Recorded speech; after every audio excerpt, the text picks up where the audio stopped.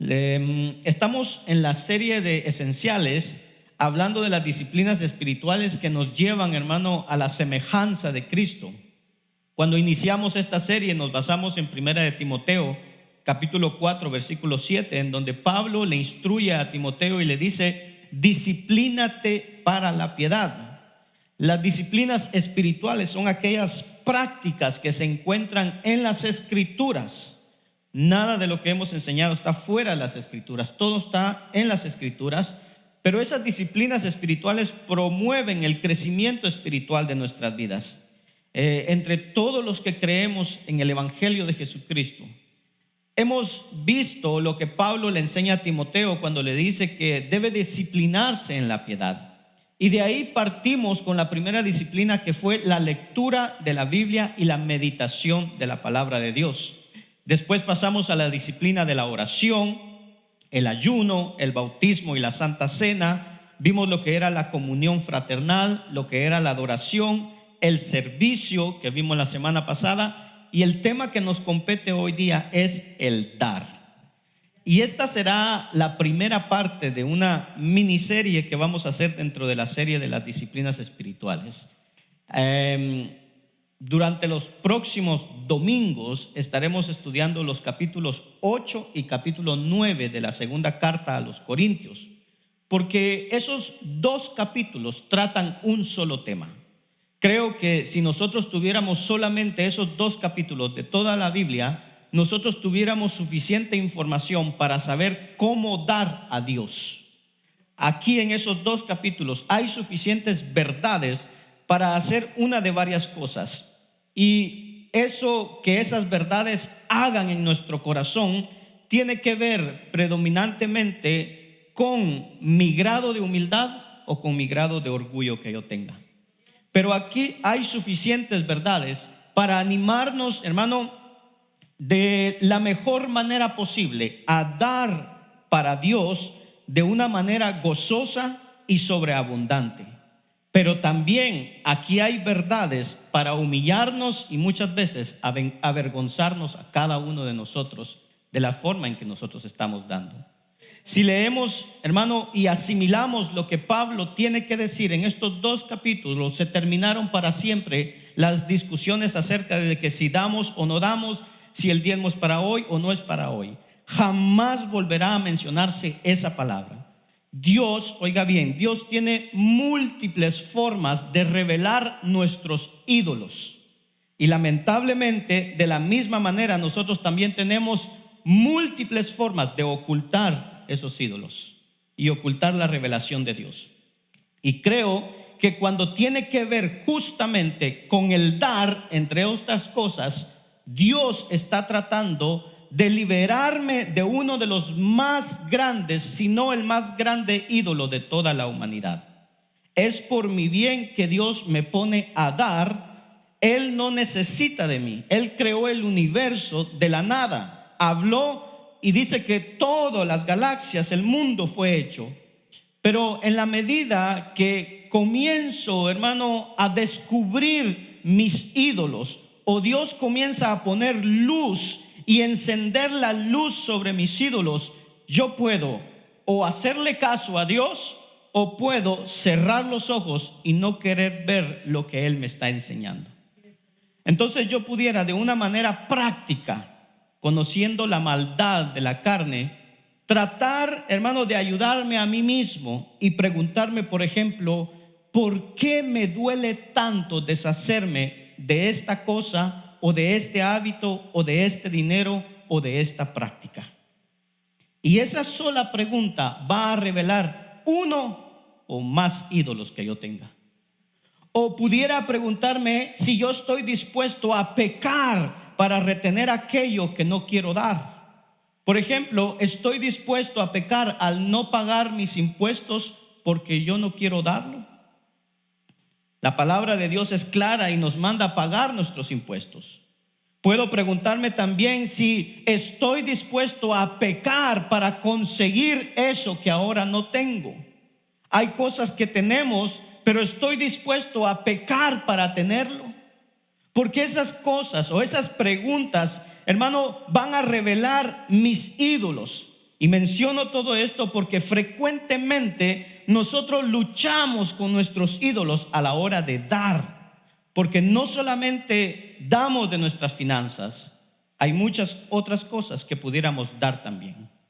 Ahora, aquellos de ustedes que me conocen saben que raramente he hablado del dar, pero también saben al mismo tiempo que tratamos de predicar todo el consejo de Dios.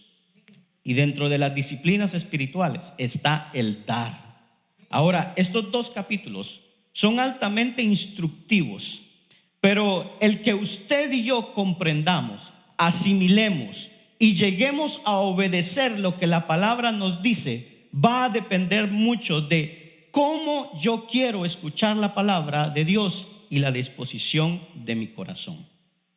De manera que yo hoy no voy a orar por la palabra, sino que vamos a tomar un minuto para que usted ore por usted y yo voy a orar por mí, y que le pidamos a Dios que a través de la exposición de su palabra, si queremos ser hacedores de esta área en particular de nuestra vida, que Dios ilumine todos, hermano, las lámparas, los faroles posibles de nuestra conciencia, de manera que en la medida en que la palabra es expuesta este domingo y los próximos domingos relativos al capítulo 8 y 9 de 2 de Corintios, Dios pueda hacer un gran trabajo en nuestro corazón, en nuestra mente y en nuestra familia. Así que vamos a tomar un minuto. Usted ore por usted y yo voy a orar por mí para que Dios hable a nuestros corazones. Amén. Así que el tiempo es suyo. Habla Dios, que tu pueblo escucha. En tu nombre, amén.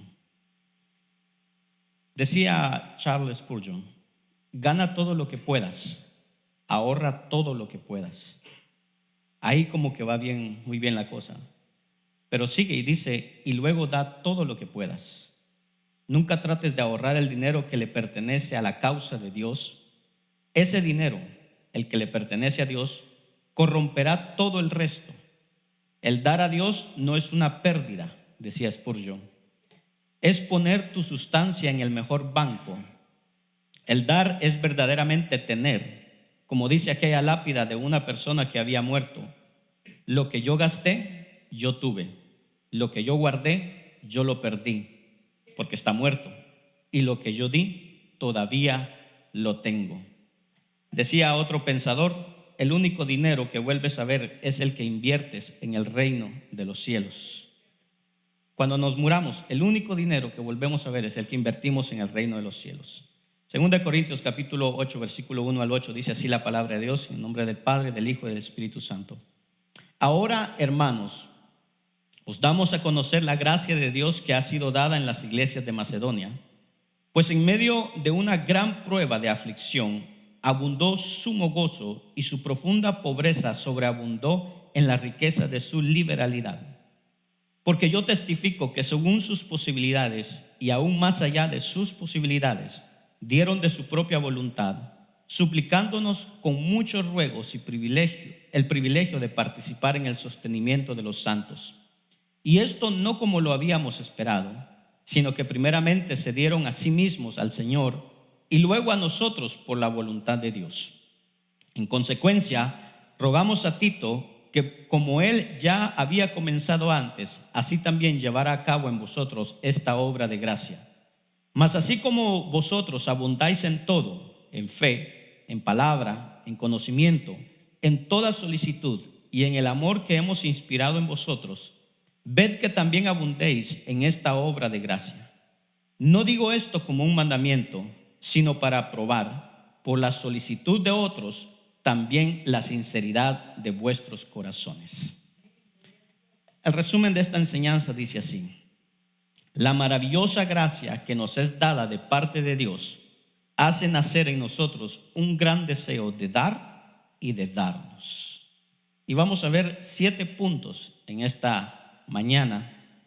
No piense que va a ser largo, van a ser 7 puntos que los vamos a ver y vamos a entender la palabra de Dios. Amén. ¿Está listo?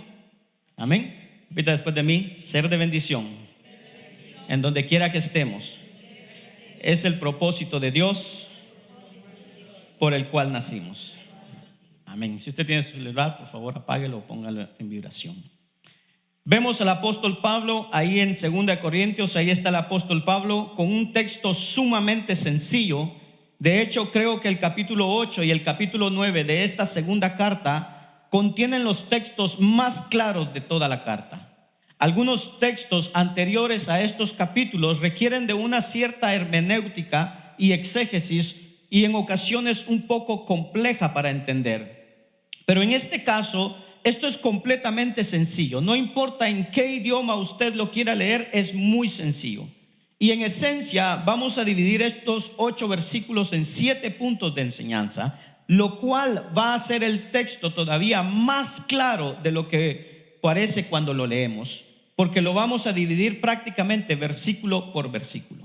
Y lo primero que quiero que notemos es la gracia para con los macedonios. Mire lo que dice el verso 1. Dice: ahora, hermanos, os damos a conocer la gracia de Dios que ha sido dada en las iglesias de Macedonia.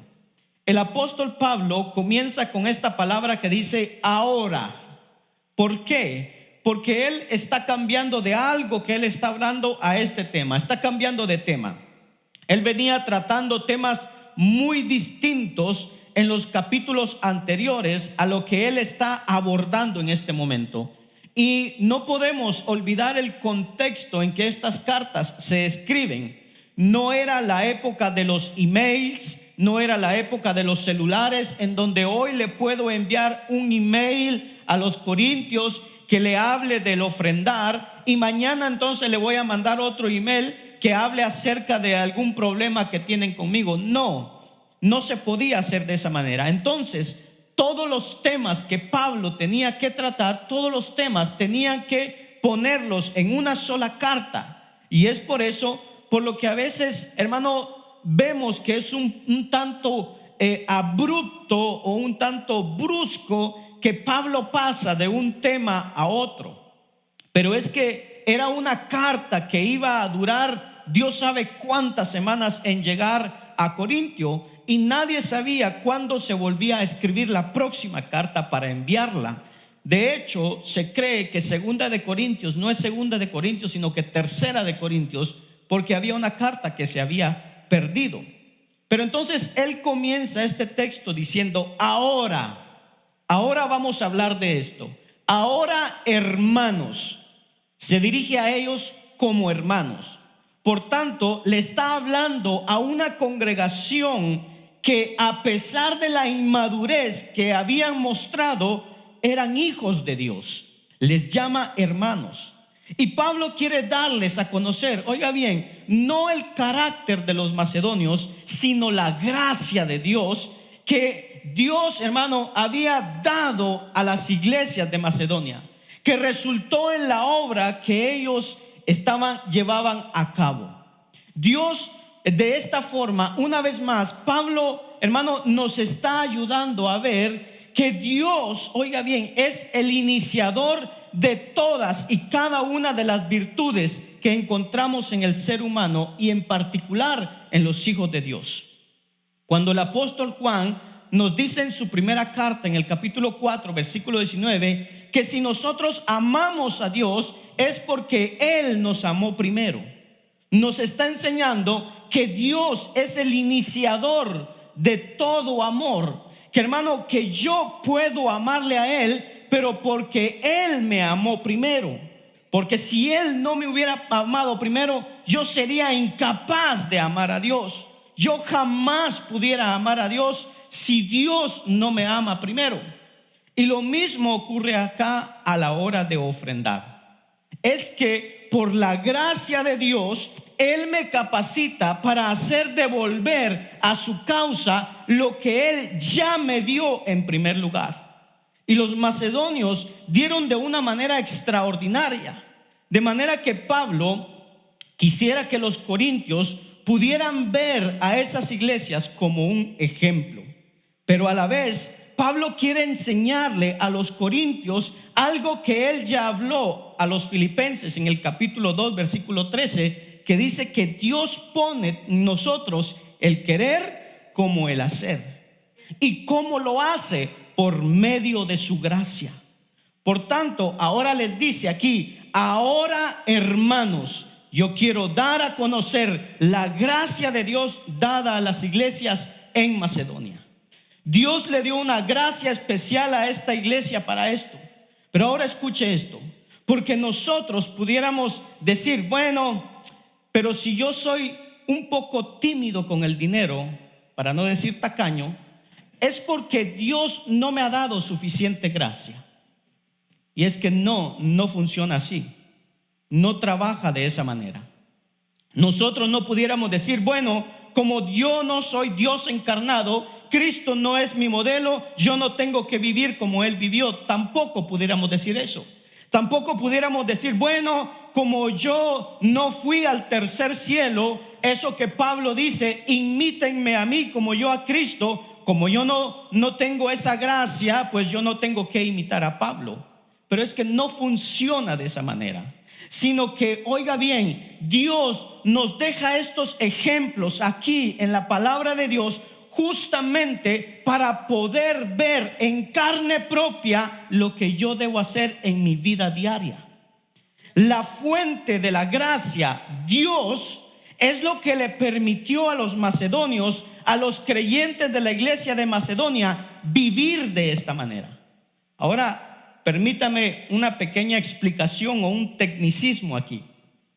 En la manera en que, como está escrito en el lenguaje original, el versículo 1, ahí el tiempo del verbo, como está expresado, es un tiempo participio perfecto.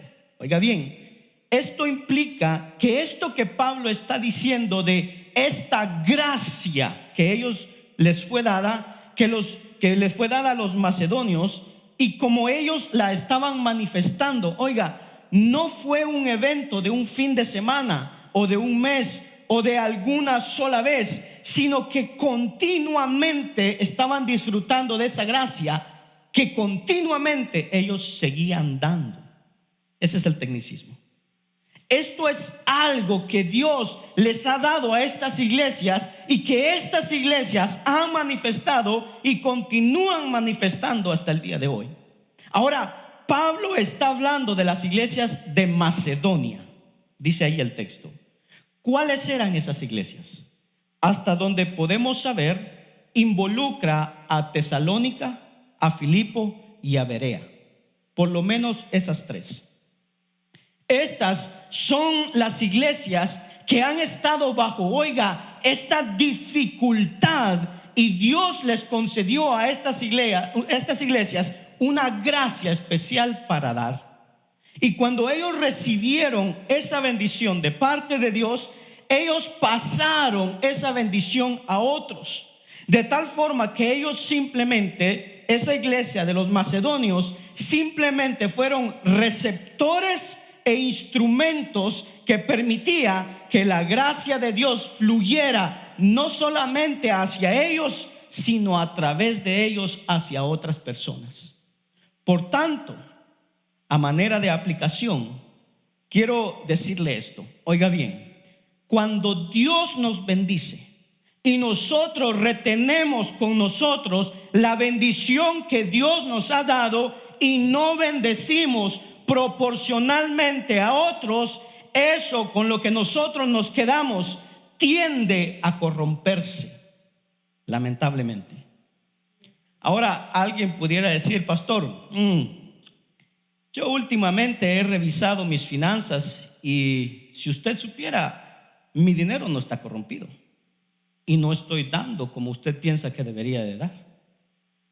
Pero entonces es aún peor, porque cuando el dinero no se corrompe y no estoy dando proporcionalmente a la manera como Dios me ha bendecido, lo que se corrompe es mi corazón, que termina corrompiendo el resto de las finanzas.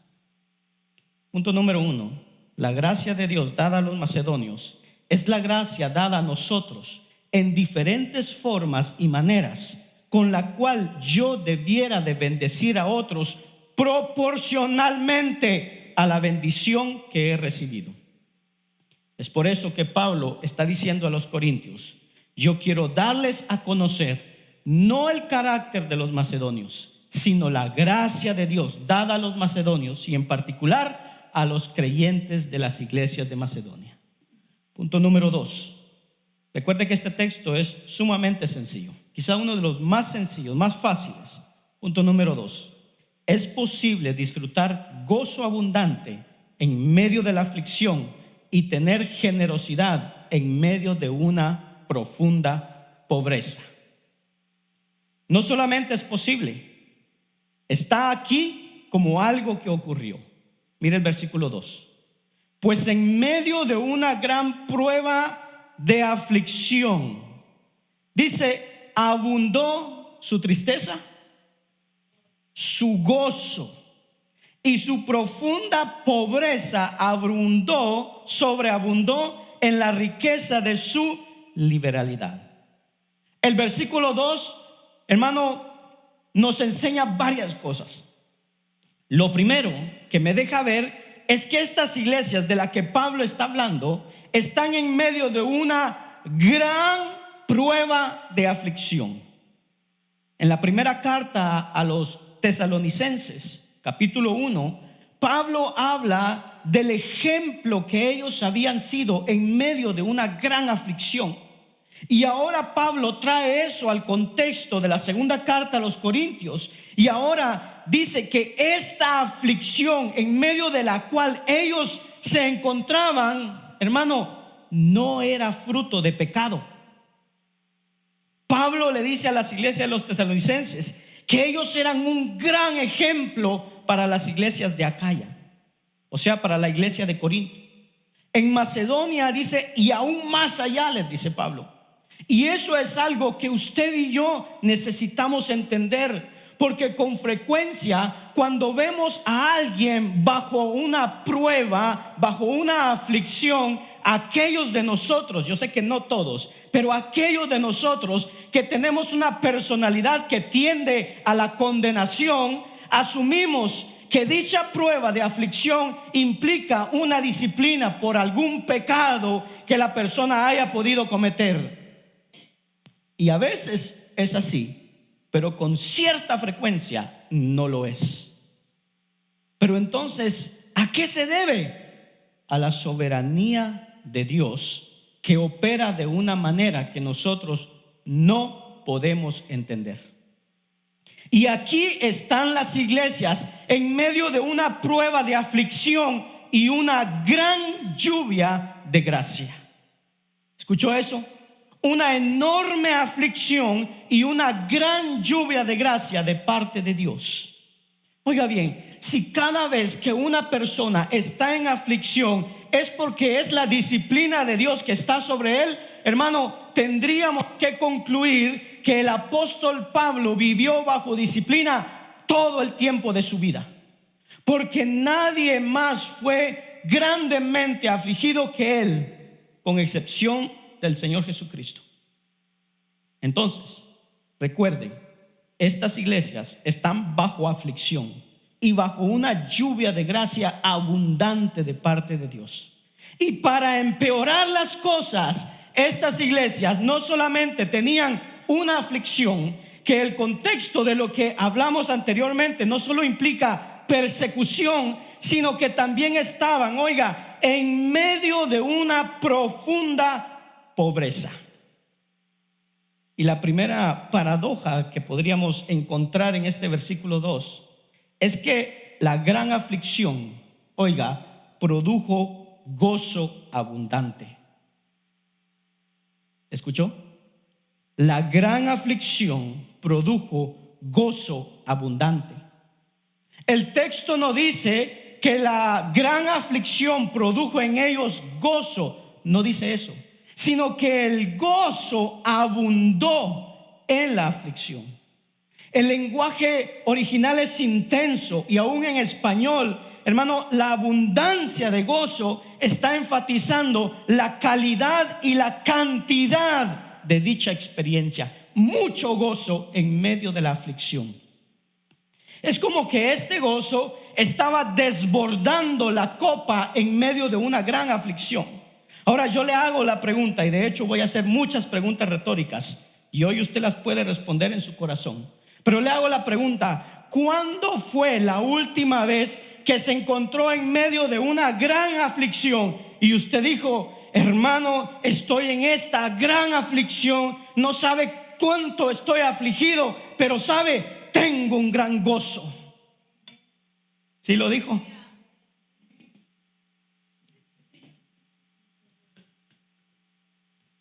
Bueno, porque si probablemente lo hizo, el que lo estaba escuchando, hermano, lo vio un poco extraño y dijo: bueno, esta persona está un poquito mal de la cabeza. Pero el texto dice que ellos, en medio de una gran aflicción, el gozo abundó. La próxima pregunta es: ¿qué hace posible que una persona pueda tener gozo en medio de una profunda aflicción? Porque si nosotros no cuestionamos lo que el texto dice y no cuestionamos nuestras vidas, nunca vamos a entender cómo hacer estas cosas. Y estas cosas están aquí escritas, hermano, no para que yo me admire y me maraville y diga: wow, qué iglesias, qué maravilla. No, sino que para que yo aprenda de ellas y las aplique a mi vida. Si no, de nada sirve. Entonces, ¿cómo es posible que esta gente experimentara gran gozo en medio de una gran aflicción? Y la respuesta es básicamente una, y es que usted y yo necesitamos entender que no importa las circunstancias en las que nos encontremos, estamos ahí por diseño de Dios.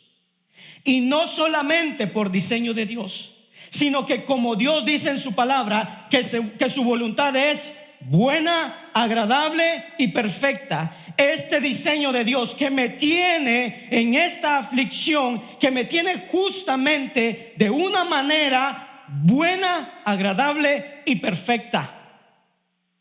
¿Verdad que no hay amén? Cuando estamos en alguna aflicción, es porque Dios la permitió, y ese momento que estoy pasando es según la voluntad de Dios, que es buena, agradable y perfecta. Cuando podemos ver la vida de esa forma, usted y yo, entonces podemos reaccionar de una mejor manera. Piénselo de esta manera. Imagínese que a alguien que, qué sé yo, le vino una enfermedad a su vida, o se infectó una pierna y la pierna tiene que ser amputada. Eso sería un motivo de aflicción para cualquier persona.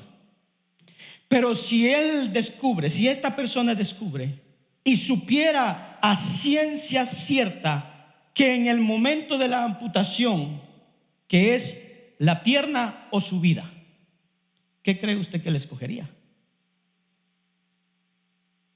Él tendría gran gozo que hay un cirujano dispuesto a amputarle la pierna.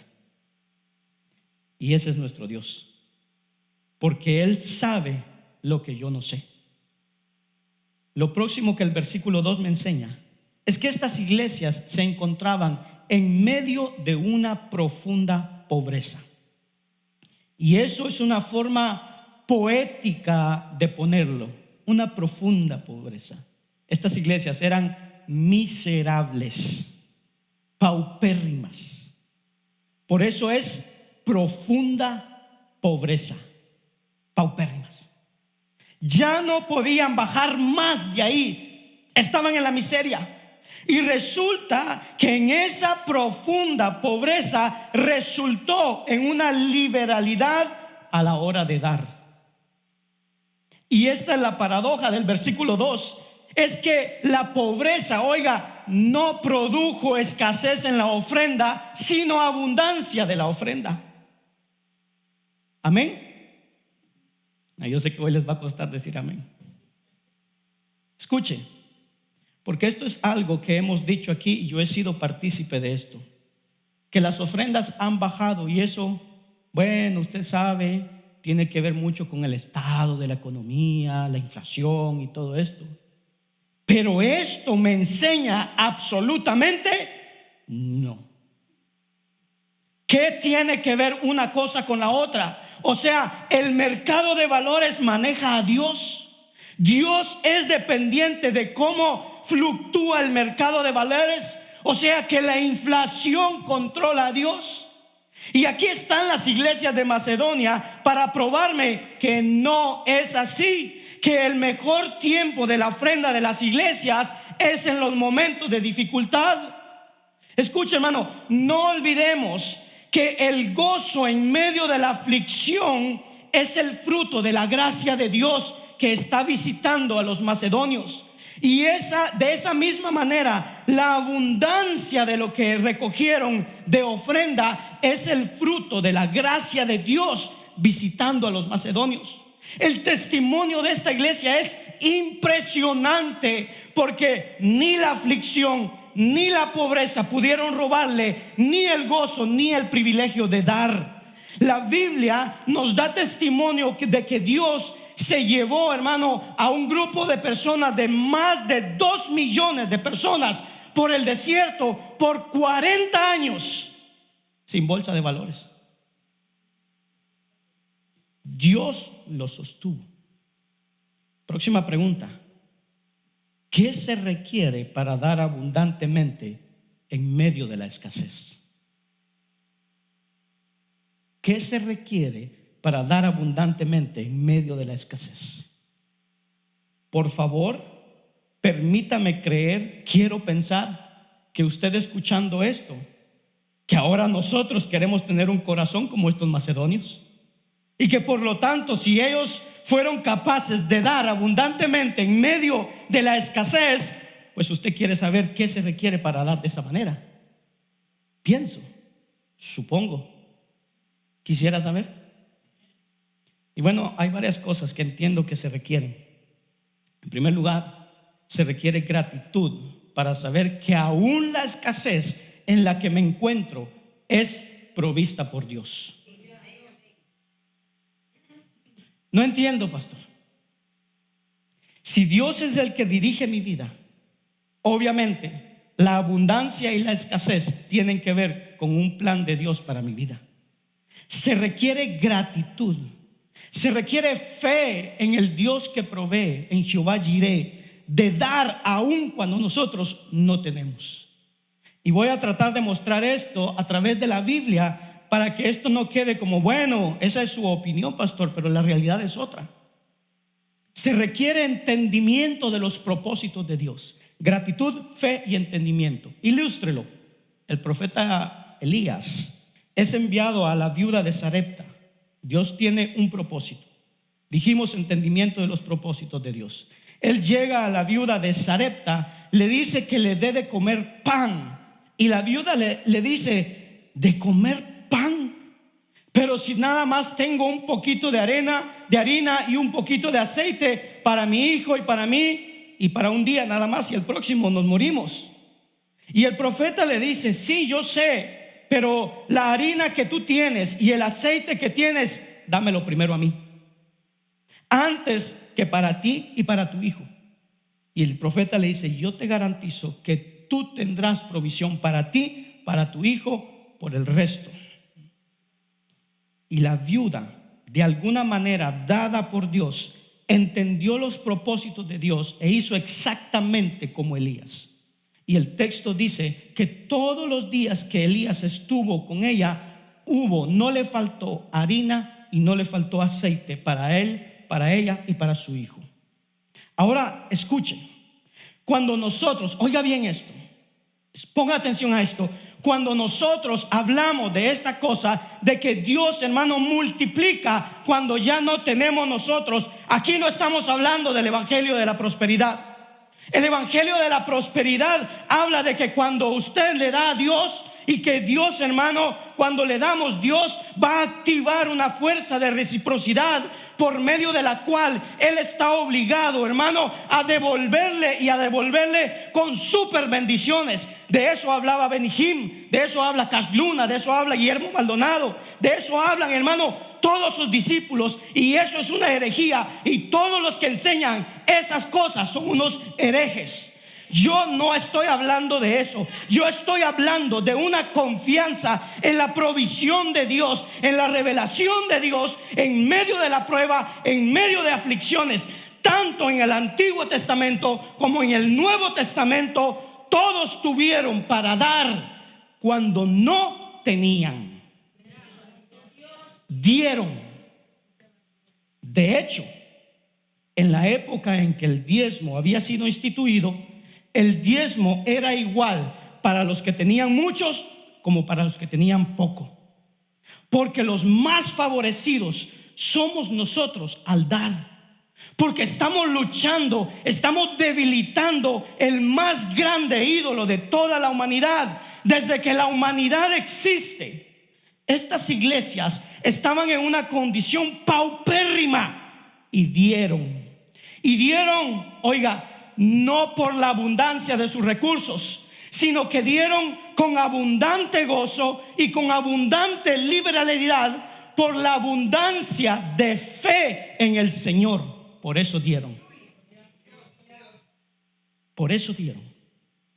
Pero también ellos dieron de esa manera porque el dinero no era uno de sus ídolos.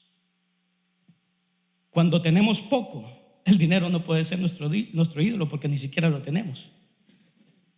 Es cuando lo tenemos que el dinero se levanta como un ídolo en nuestros corazones. Y lo que hace difícil dar su ofrenda no es el que tengamos mucho o poco, sino que el dinero es el ídolo número uno de la raza humana. Y los ídolos son dioses funcionales, y los dioses no se comparten porque son dioses. Entonces, cuando comienzo a entender estas cosas y Dios destruye ese ídolo, se me hace mucho más fácil dar para Dios. Y aún cuando es simplemente, oiga bien, para el beneficio de otros y no para el mío. Número 3, tercer punto. La escasez no es justificación para no dar. A ver, repita conmigo. La escasez no es justificación para no dar. Ahora dígame. Ay, cuesta, ¿verdad? Versículo 3. Porque yo testifico, oiga bien, que según sus posibilidades, ¿y qué dice? Y aún más allá de sus posibilidades, dieron de su propia voluntad. Pablo dice: yo doy testimonio de que esta gente dio de acuerdo con sus posibilidades y aún más. O sea, que aún la profunda pobreza tiene algo de posibilidad y aún más allá de sus posibilidades. Esta gente en medio de su pobreza, oiga, no calculó los riesgos, no calculó sus posibilidades y lo dieron de su propia voluntad. En otras palabras, Pablo no los forzó, no los manipuló para que dieran, no les ofreció prosperidad, que a cambio de eso ellos recibirían más dinero, que le iba a dar, que les iba a ser devuelto, multiplicado. Pablo no les dio, hermano, nada de eso. Pablo no les puso una carga encima, hermano, de culpabilidad. Nada, no los acusó de pocos espirituales. Nada, absolutamente nada. Ellos de su propia voluntad dieron porque querían dar. De hecho, cuando leemos los versículos, Pablo dice que ni siquiera les pidió que dieran, ni siquiera les insinuó, sino que ellos le dijeron: nosotros queremos dar. Ellos le dijeron. Pablo les dijo: no den, pero ellos dijeron que sí.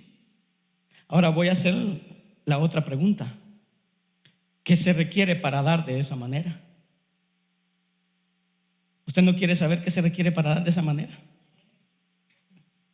Alguien podría decir la gracia de Dios. Sí, sabemos que la gracia de Dios, hermano, es abundante y sobreabunda en nosotros.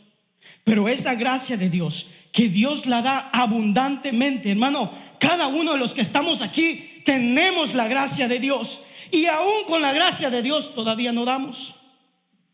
Entonces la respuesta es: ¿qué se requiere para dar de esa manera?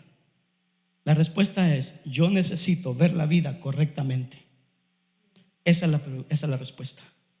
Para dar de esa manera, yo necesito ver la vida correctamente. Ahora, ¿qué cosas me ayudan a mí a entender que no estoy viendo la vida correctamente? Bueno, vamos a hablar de algunas de estas cosas. La mayoría de las personas, oiga bien, valoran más este mundo que el mundo venidero, que la eternidad. Y la mejor evidencia de que valoramos más este mundo que la eternidad o que el mundo venidero es ver la lista de nuestros gastos. La mayoría de nosotros estamos, oiga, más dispuestos a pagar dinero por algún disfrute, cualquiera que sea, de este mundo, que por algún libro cristiano que consideremos muy caro. Para algunos $15, ¡qué caro! No, es que la cosa está difícil, pastor. Para otros es $40, ¡qué caro! $40 un libro, $40 una Biblia. De hecho, esta me costó 90. $40. Pero un fin de semana se pueden gastar $100, $200, $300 en otras cosas. Algunos nos cuesta dar $5 a $10 de ofrenda, pero toda la semana nos compramos 1 a 2 cafés por día. Del Starbucks, por favor, porque del team, eso ya es para otros. La mayoría de las personas, hermano, le dan al mundo lo que jamás le darían al reino de los cielos. La mayoría de las personas está dispuesta a darle a este mundo donde van a vivir 70 a 80 años por más que lo que jamás le darían al reino de los cielos. Jamás. Lo que implica que valoro este mundo de una manera sobredimensionada por mucho al mundo venidero. La mayoría gasta en una cena, almuerzo, en la compra de algo terrenal, lo que no pagaría, como acabo de decir, por algo del reino de los cielos. La mayoría de los hijos de Dios mueren con más tesoros de este lado de la gloria, aquí en la tierra, que del otro lado de la gloria, a pesar de que Cristo dijo que no acumuláramos tesoros en este mundo porque la polilla se lo comen. Que lo pusiéramos en el próximo mundo, en la eternidad, donde la polilla y el orín no corrompen. Y aparte de eso, el único lugar donde lo que yo invierta me espera. La mayoría de las personas hablan mucho más de este mundo que del mundo que les espera. Es increíble que la mayoría de las personas hablan más, hermano, estos 70, 80 años que van a pasar aquí, que de la eternidad que les espera. Y con nuestras conversaciones podemos ver eso. Por tanto, no tenemos una visión correcta de la vida. Y si no tenemos una condición correcta de la vida, jamás podremos tener un manejo correcto de las finanzas de este lado de la gloria. Jamás. Es una imposibilidad. Y estas son evidencias de que nosotros tenemos ojos demasiado terrenales y poco celestiales. Dice la palabra: puesto los ojos en Jesús, el autor y el consumador de la fe. Pero vivimos terrenalmente, con los ojos puestos aquí. Entonces no están en Jesús. Cuarta enseñanza, cuarto punto: dar para Dios es un privilegio. A ver, repita conmigo: dar para Dios es un privilegio. Ahora diga amén. No es una responsabilidad, no una carga, un privilegio. Versículo 4 y principio del versículo 5 dice: suplicándonos con muchos ruegos el privilegio de participar en el sostenimiento de los santos, y esto no como lo habíamos esperado. Los macedonios llegaron a dar de esa manera porque ellos llegaron a entender: oiga, es que darle a Dios de regreso lo que Dios ya me ha dado después de que Él me dio la inteligencia y la capacidad física para producir, es un privilegio. no una carga, no algo pesado, no una limitación, es algo bueno, es un privilegio. Y cuando Pablo, hermano, no les estaba pidiendo, dice que le suplicaron. ¿Notó el énfasis? Suplicar es una palabra intensa, pero dice, lo suplicaron con muchos ruegos. Es otra palabra, es una frase aún más intensa. Es como que Pablo le está diciendo, hermano, le está diciendo a estos de Macedonia: no, pero yo entiendo que ustedes están en pobreza. Y ellos le dicen: Pablo, no nos quites este privilegio. Esto no es: ay, Pablo, mira, vamos a dar. Ok, está bien, vamos a dar porque nos sentimos culpables de que los hermanos estén pobrecitos. Nos sentimos mal de no contribuir, entonces por eso vamos a dar. No. Pablo le dice: nada de eso, nada de victimización. Esto es un privilegio. No nos robes esto. El gozo, hermano, de nosotros en participar, en sostener a los santos. Y dice: bueno, pero estos santos están en necesidad, pero ustedes también. Y ellos dicen: está bien, compartimos hasta lo paupérrimo que somos, pero lo queremos compartir. Wow. Mire lo que dice el verso 5. Y esto no como lo habíamos esperado. En otras palabras, me sorprendo de que esta gente sea así. Yo me sorprendo de la disposición de corazón de estos hermanos. Eso es lo que Pablo está diciendo. Él está sorprendido de la abundancia de su dádiva, de la generosidad de su corazón, de los ruegos insistentes que ellos tuvieron frente a Pablo en dar a ellos. Esto es raro, ¿no cree usted? Esto es extremadamente raro. Por eso digo que la escasez nunca es justificación para no dar. Pablo fue sorprendido. ¿Y sabe quién más fue sorprendido? El Señor Jesús. El Señor Jesús un día fue al templo y se sentó frente al arca donde la gente venía a dar, donde venía a entregar su dinero. Y él veía cuando la gente daba. Imagínese yo pararme aquí enfrente cuando la gente está dando y estarlo viendo. ¿Cuánto dio? ¿Qué color es el billete? Hermano, venga, cambia eso está muy poquito.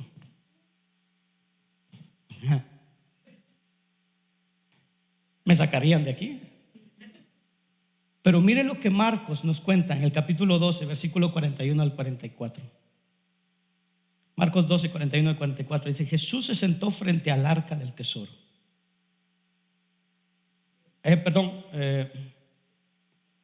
Dice Mateo, es Marcos, perdón. Dice Mateo, pero es Marcos, perdón, me equivoqué en la cita. Jesús se sentó frente al arca del tesoro, dice. Esto no es una parábola. O sea, Jesús llegó y se sentó un día. Dice, y observaba, no sé si alguien lo puede verificar, pero es Marcos 12, 41 al 44. Dice, y observaba cómo la multitud echaba dinero en el arca del tesoro. O sea, era una arca, no era como nosotros que tenemos sobres y ponemos ahí la ofrenda y nadie puede ver cuánto puso. No, esto era una arca. Y la gente veía, y muchos se alardeaban, hacían alardes de lo que traían. ¿Sí es Marcos? Sí. Dice, y muchos ricos echaban grandes cantidades. Versículo 42. Y llegó una viuda pobre y echó 2 pequeñas monedas de cobre, o sea, un cuadrante. Esto era la moneda más pequeñita que podía haber, más chiquitita. Y llamando a sus discípulos, o sea, Jesús estaba viendo y Jesús se sorprendió y llamó a sus discípulos.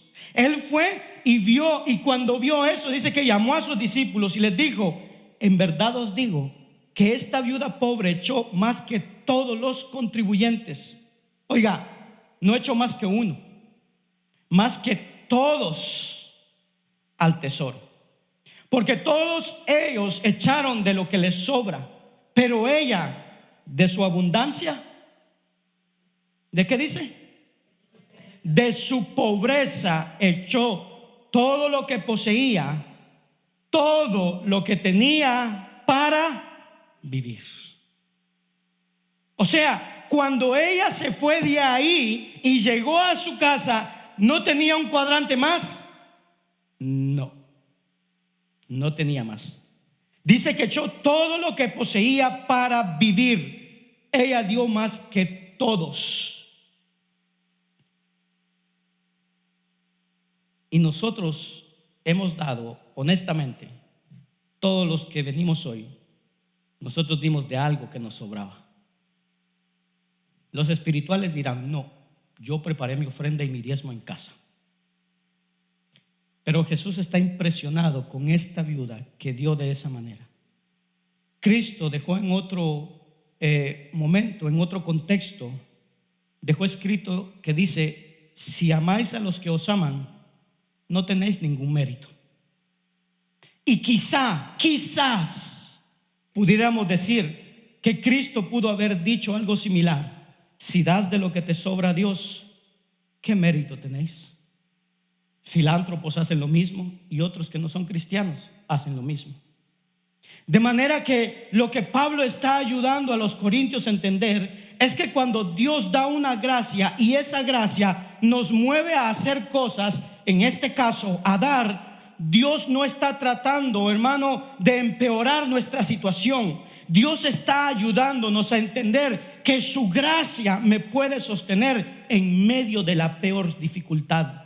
La viuda de Sarepta dio lo último, lo que le quedaba. La viuda, hermano, que Cristo vio, dice que dio todo lo que daba. Las iglesias de Macedonia que dieron todo lo que tenían, de manera que estas iglesias, Tesalónica, Filipo y Berea, estas son las iglesias básicamente que se encontraban en Macedonia. Estas iglesias tenían una misma actitud de dar. Pero cuando Pablo le escribe a los tesalonicenses en su primera carta, les dijo a los tesalonicenses que ellos, hermano, se habían constituido en un ejemplo para todas las iglesias en Acaya, en Macedonia y aún más allá. De tal forma que parece que el ejemplo de los tesalonicenses fue copiado por otras iglesias de Macedonia, y ahora toda esta gente están imitándose los unos a los otros, y en medio de una gran tribulación y una gran prueba de escasez, ellos dieron deliberadamente. Pregunto: ¿cómo llego o cómo llegamos otra vez a ser como esta gente? Punto número 5: para dar, primero yo debo darme a Dios.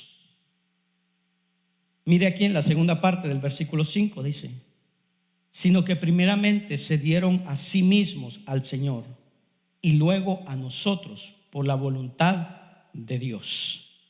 En ese orden. Obviamente, hermano, todo el que ha nacido de nuevo se ha dado a Dios.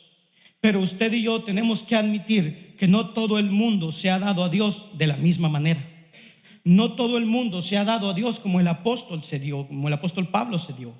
De tal forma que de alguna manera Pablo entendió y dijo: esta gente en estas iglesias de Macedonia se han dado a Dios de una manera especial, y por tanto, como se han dado a Dios de esa forma, se han dado a la causa de Cristo de la misma forma, y luego se dieron a nosotros.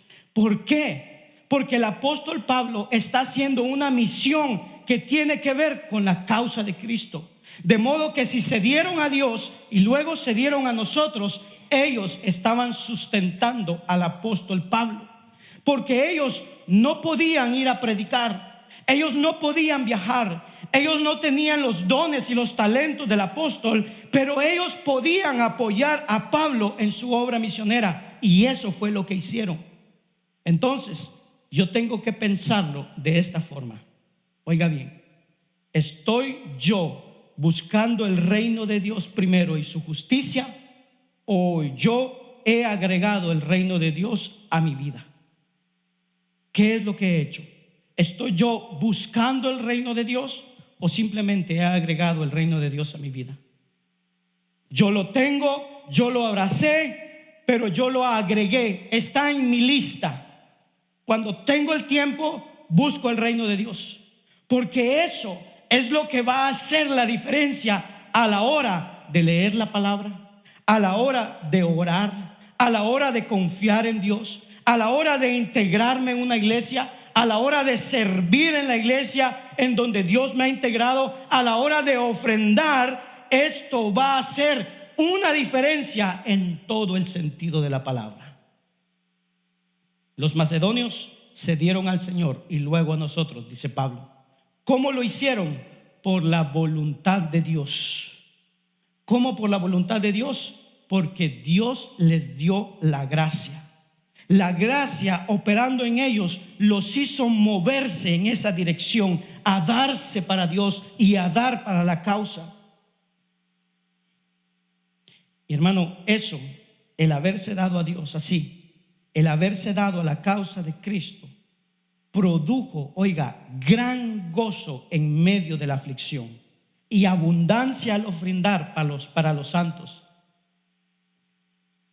Y entonces ver el dar como un privilegio y no como una carga. Punto número 6. Lo que hemos recibido por gracia debemos dar. Esto lo enseñó Jesús en Mateo 10. Dad por gracia lo que por gracia habéis recibido. Pero mire cómo está escrito aquí en otras palabras, versículos 6 y 7. En consecuencia ¿de qué? En vista del ejemplo de los macedonios, en vista del ejemplo de las iglesias de Macedonia, Tesalónica, Filipo y Berea. Ay, Dios. Después. En vista de ese ejemplo, entonces, ¿qué hizo Pablo? Dice el versículo, que rogamos a Tito de que como él ya había comenzado antes, o sea, él ya había comenzado, este asunto de las ofrendas había comenzado mucho antes. Esto de las ofrendas viene de la primera carta a los Corintios. Cuando se va a cerrar el capítulo 16, Pablo está hablando de una ofrenda que había de recogerse para él y con otras 2 personas que ellos designaran que la llevaran a Jerusalén a los necesitados. Pero resulta que los corintios, usted lo puede leer en la primera carta, los corintios empezaron a acusar a Pablo que él había hecho algo malo. Se levantó una persona, dice, y empezó a acusar a Pablo, a acusar su carácter, a pisotear su ministerio. Y en vista de eso, pues la ofrenda se quedó ahí como a la mitad y nunca se llevó y nunca se terminó de recoger. Pero entonces Pablo dice, en vista de eso, entonces, versículo 6, le rogamos a Tito que como él ya había comenzado esto antes, así también llevara a cabo en vosotros esta obra de gracia. Oiga, es una obra de gracia, no es una obligación. Versículo 7, mas así como vosotros abundáis en todo, en fe, en palabra, en conocimiento, en solicitud y en el amor que hemos inspirado en vosotros, ved que también abundéis en esta obra de gracia. Parece ser que Tito como que no estaba muy convencido de hacer esto. Por eso dice, rogamos a Tito. En vista de eso, rogamos a Tito y le dicen, Tito, ve a hablar con esa gente para que den. Y no sé si Tito le habrá dicho a Pablo, Pablo, esta gente estaba peleando contigo hace poco y ahorita se acaban de reconciliar y les estás pidiendo ofrenda. Pablo, te van a mandar a volar. Pero Pablo le dice, debido a este ejemplo, al ejemplo de las iglesias de Macedonia, Pablo está tratando de animarlos por medio de un ejemplo con las iglesias de Macedonia. Y le ruega a Tito que complete algo que él ya había comenzado. Entonces parece ser que Tito tenía que ver con este asunto desde el inicio. Y Pablo llama esto, oiga, una obra de gracia. Completa esta obra de gracias. Eso es lo que dice. Ustedes han recibido gracia. Él les recuerda a los corintios que ellos han recibido abundante gracia. Note cómo lo dice Pablo, ya que ustedes han abundado en fe, en palabra, en conocimiento, en toda solicitud y en amor. Hermano, esta fue una iglesia que a pesar de su inmadurez era grandemente bendecida. De hecho, en la primera carta a los Corintios, capítulo 1, versículo 5, escuche lo que Pablo dice: porque en todo fuisteis enriquecidos en él, en toda palabra y en todo conocimiento. Les dice Pablo, en todo fuisteis enriquecidos. Y ahora él les habla claramente en qué. Dice, en fe, en palabra, en conocimiento, en solicitud y en amor. Ya que ustedes han recibido todo eso en gracia, pues dad de gracia ahora cuando les toca dar. Esto es lo que Pablo les está diciendo. Fuisteis enriquecidos y en el amor que hemos inspirado en vosotros. Pablo los anima a completar la obra de gracia. Todo esto, les dice Pablo, todo esto que ustedes recibieron, todos estos dones que han disfrutado, es una obra de gracia, pero no ha terminado ahí. Les dice, los macedonios les están enseñando que ahora hay algo más que debemos de hacer. Punto número 7, y con esto terminamos. El dar es motivado por el amor. Punto número 7. El dar es motivado por el amor. Versículo 8. No digo esto como un mandamiento. O sea, esto no es obligado, no es obligación, no es imposición, sino que dice, para probar por la solicitud de otros también la sinceridad de vuestro amor. Pablo dice, yo simplemente estoy probando la sinceridad de vuestro amor. ¿Hacia quién? Hacia Dios. ¿Hacia quién más? Hacia el hermano. El amor es el mayor motivador, bíblicamente hablando, para la vida cristiana. El Señor Jesús lo enseñó y dijo, amarás al Señor tu Dios con todo tu corazón, con toda tu alma, con toda tu mente y toda tu fuerza, y al prójimo como a ti mismo. Eso es. De manera que para dar, ahora viéndolo desde otro ángulo, para dar como esta gente dio, yo necesito amar a Dios y a su causa, y luego amar al prójimo como yo me amo a mí mismo. Porque cuando yo amo al prójimo como yo me amo a mí mismo, yo voy a querer darle a ese otro lo que yo quiero para mí. Eso es como funciona la vida cristiana. Por amor, Cristo dejó la gloria y se encarnó. Por amor, Cristo sirvió a los hombres, fue a la cruz y se crucificó. Por amor, Cristo se dio en rescate por muchos pecadores. Por amor, Dios nos perdona. Por amor, Dios no nos abandona. Y de la misma manera, oiga, todo se dificulta cuando el amor no está presente. Escuche bien, nuestra desobediencia no es otra cosa, hermano, como antes lo hemos dicho. Nuestra desobediencia no es más que una falta de amor a Dios. Si me amáis, que dice, guardaréis mis mandamientos. El mejor motivador para la obediencia es amor a Dios.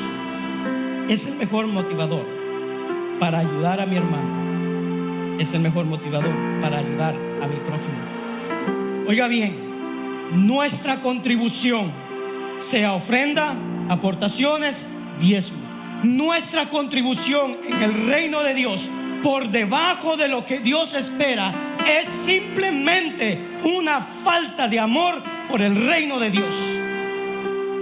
Y yo sé que no iba a haber amenes. Yo lo sabía que no iban a decir amén, ni gloria a Dios, ni aleluya. Muchos de nosotros, oiga bien, muchos de nosotros, estando sin Cristo, estábamos construyendo nuestro propio reino. Y lamentablemente, hermanos, muchas veces nacemos de nuevo y seguimos construyendo nuestro propio reino. Nuestra contribución al reino de los cielos, por debajo de lo que Dios espera, es simplemente una falta de amor por el reino de Dios. Le duela a quien le duela. Como dicen por ahí, al que le venga el guante, que se lo plante.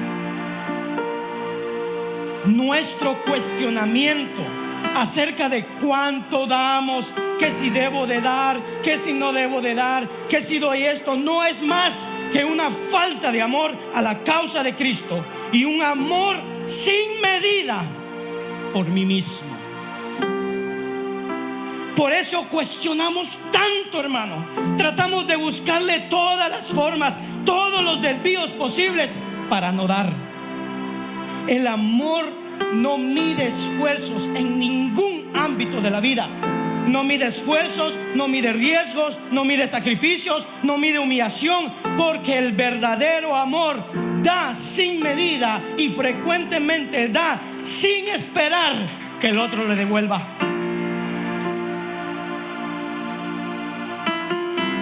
Por eso es considerado amor verdadero, amor sincero, amor ágape.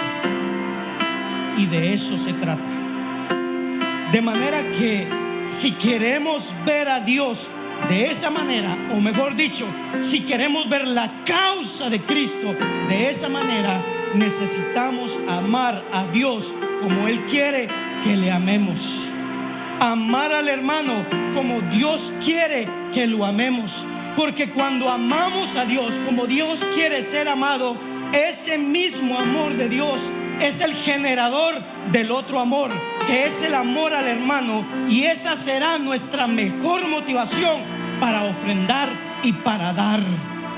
Ya jamás será por obligación, jamás será por sentirnos culpables, jamás será porque otros nos presionen, jamás será por el qué dirá. Será porque amamos a Dios, amamos la causa de Cristo, nos damos al reino de los cielos y estamos interesados en ver el reino de los cielos crecer en nuestra vida y que nuestro reino perezca. Relativamente sencillo. De manera que aquí está el apóstol Pablo, y este es el primero de varios mensajes acerca de cómo dar. Capítulo 8 y capítulo 9 de 2 de Corintios. Quizá algunos estén pensando, ¿cuántos mensajes, pastor, para yo no regresar en varios domingos?